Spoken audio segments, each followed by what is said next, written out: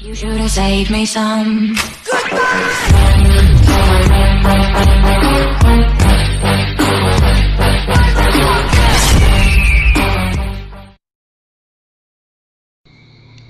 Bonjour et bienvenue à tous sur cette nouvelle vidéo. Vous connaissez tous, j'imagine, cette technique de martingale qui préconise de miser sur des événements simples, tels que rouge-noir, ou bien pair ou impair, ou 1 à 18 ou 19 à 36, et qui nécessite de doubler en cas de perte. Nous allons voir rapidement à quel point elle est dangereuse et comment la modifier pour la rendre efficace. Donc là voici le tableau de rentabilité de cette martingale classique qui, comme on le voit, donc là ce sont les mises que l'on double, que l'on double, que l'on double, que l'on double. Voilà, hypothétiquement on va aller jusqu'à 12 tours histoire de, et on voit que le total misé ici, donc au tour par tour, donc là au quatrième tour 15, on a misé 15 au total pour 8, et on s'aperçoit qu'au final, quel que soit le niveau de palier de doublage, on se retrouve à un bénéfice unique de 1 qui est notre mise initiale. Au final, c'est dangereux parce qu'on peut se retrouver avec une grosse mise, à risquer gros. Pourquoi? Pour un petit peu dangereux quand même. Donc, d'autant plus que sur certaines tables, enfin sur même toutes les tables, il y a une limite de mise maximale que l'on peut faire, et au final, si on se retrouve à atteindre cette limite, par exemple, je ne sais pas si une table est limitée à 200, on ne pourra pas miser les 256 que nous aurions besoin de miser pour pouvoir rester positif. Après, non seulement cette limite que les tables ont, soi-même, il faut avoir la balance en solde à la banque nous-mêmes pour pouvoir dépenser cette somme et la risquer comme ça. Donc, pour éviter cela, au lieu de miser sur les paris à 1 contre 1, nous allons miser sur les paris de 2 pour 1. Autrement dit, les colonnes ou les lignes qui vont nous permettre, le cas échéant, effectivement, on va se baser sur le même principe qui est de doubler à chaque fois en cas de perte. Donc, en termes de mise successive, on a exactement le même ratio de mise. En revanche, c'est au niveau des gains que ça va se jouer, puisqu'étant donné que nous sommes payés 2 pour 1, on triple la mise. Au final, le bénéfice potentiel grimpe. Voilà, qui par exemple au 5e tour, on est obligé de miser 16. Au total, nous avons déjà misé 31, mais le 16 x 3 donne 48, qui ce 48, une fois soustrait du 31 que l'on a déjà misé, nous donne un bénéfice de 17. Et ce bénéfice s'accroît à chaque tour que l'on va perdre, en espérant que le prochain soit gagnant de la même manière. Voilà, il faut quand même bien qu'à un moment ou un autre, il soit gagnant. Globalement, en moyenne, de ce que j'ai pu voir, on peut s'attendre à, même pour même pour une chance sur 3, puisque c'est ça, on a une chance sur 3 environ à cause du 0. Bref, malgré une chance sur 3, l'ordinateur, en tout cas dans le début, nous donne assez rapidement, en quelques tours, notre tour gagnant. Bon, je ne vais pas tergiverser, je suis en train de me noyer devant ce tableau. Nous allons tout de suite rentrer dans le vif du sujet et aller directement sur la table de jeu pour que je vous fasse la démonstration en images. A tout de suite.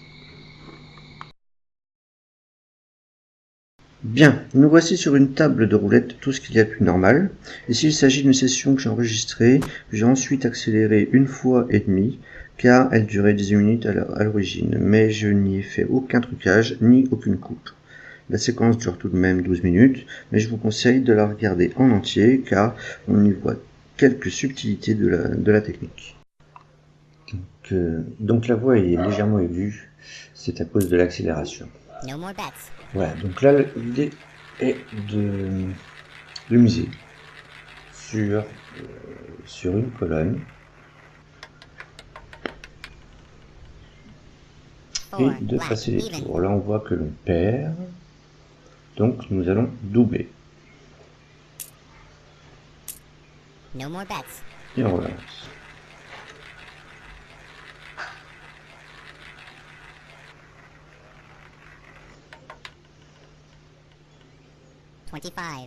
Donc là nous perdons à nouveau. On relance.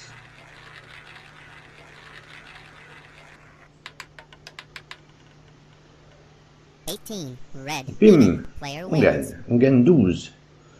Donc nous étions à 551 au tout début. Voilà. Donc nous venons de gagner l'équivalent de notre dernière mise. Et non pas juste 1.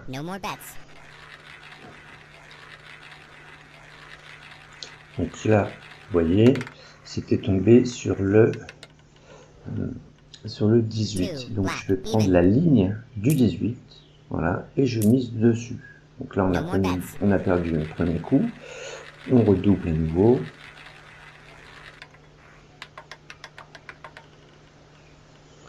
Et 2. Donc, nous avons perdu. Nous allons redoubler à nouveau sur notre troisième ligne.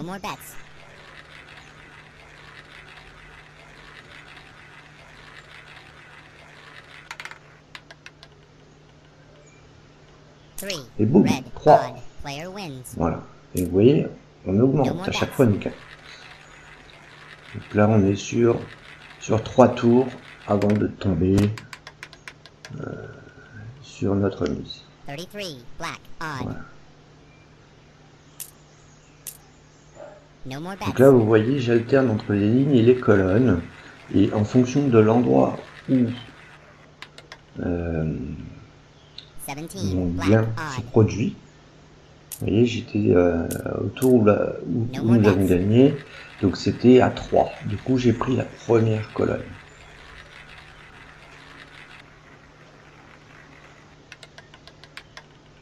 Donc là, à 11, nous gagnons, donc on est encore sur 3, moins de 4 tours.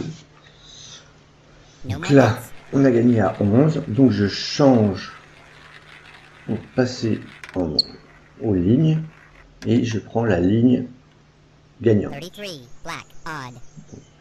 Voilà, donc on a perdu à nouveau, on redouble.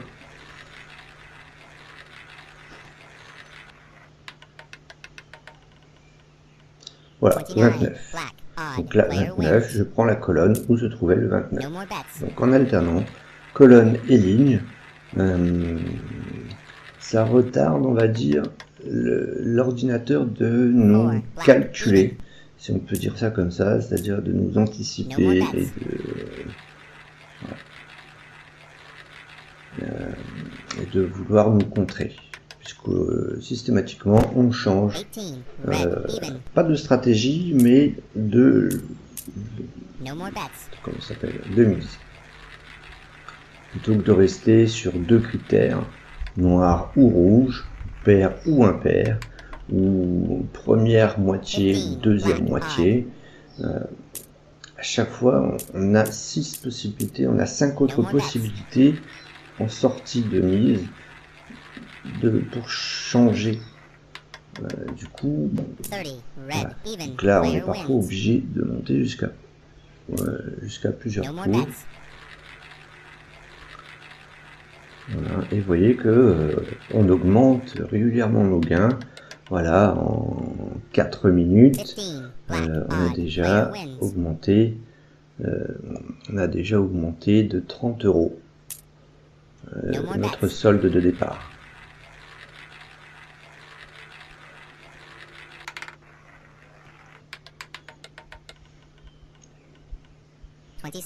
Red odd. No more bets.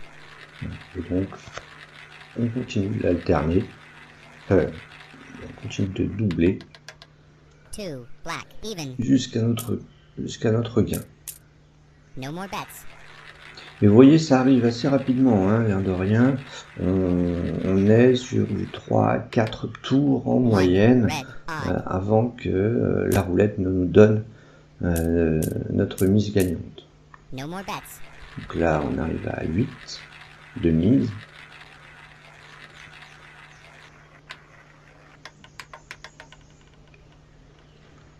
Et 20, on black, gagne. even. Voilà. Player wins. Donc les tours, les parties sont assez rapides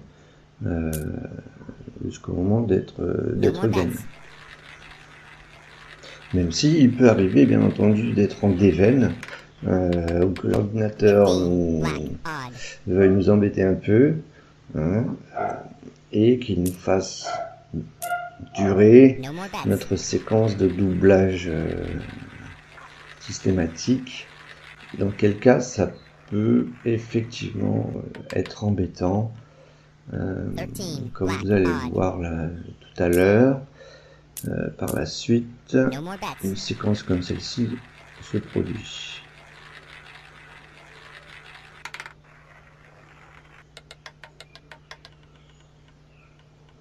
$26, black, even. Player wins. Voilà, No more donc là, bets. nous sommes toujours gagnants au fur et à mesure des tours.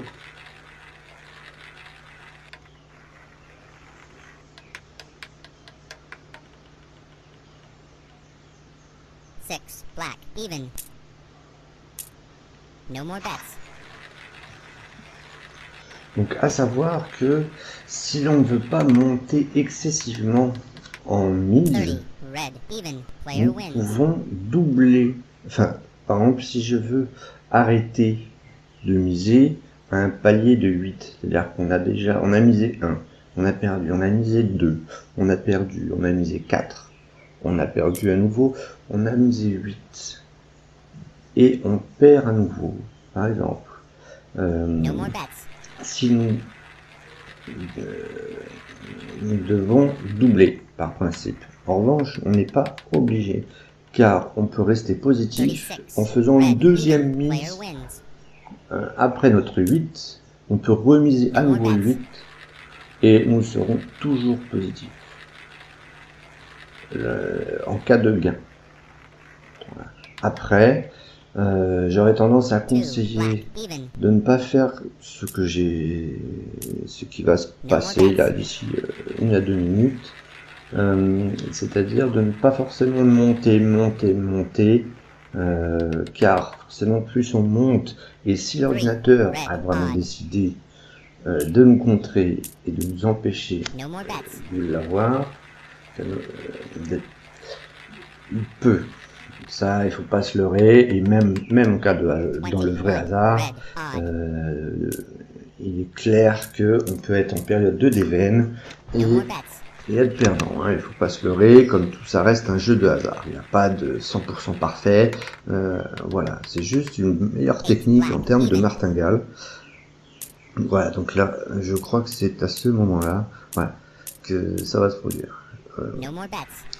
Mais après, c'est un choix, hein, à savoir que dans tous les cas, même si on devait redescendre par exemple, à partir de 8, donc effectivement, nous aurions perdu les 15 que nous avions gagnés, les 15 que nous avions misés au tour précédent, mais ces 15 peuvent être assez rapidement refaits. No more bets. Plutôt que de continuer de miser, et là, par exemple, à ce moment-là de la vidéo, nous allons devoir monter assez haut, 3, red, jusqu'à odd. atteindre la limite. Donc là voilà, donc on en est à miser 64. No more bets. Là. Voilà. 19, red, odd. Maintenant, on est obligé de monter, puisqu'il a été perdant, donc à 128.